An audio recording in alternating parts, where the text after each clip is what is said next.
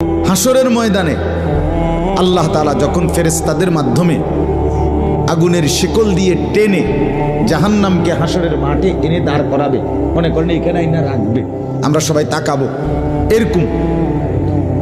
হাসরের মাঠে যখন জাহান্নামকে আনা হবে, এই জাহান্নামের দিকে এক নজর তাকাইয়া হাসরের ময়দানের সমস্ত নাফরমান পাপী বেঈমান আবারও বলবে আল্লাহর কাছে,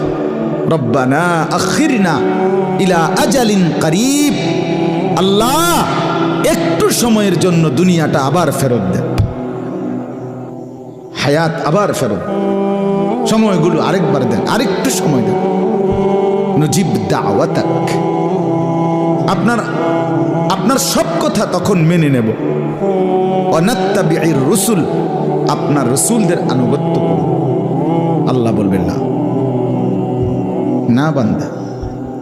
এখান থেকে কাউকে আর ফেরত দেওয়া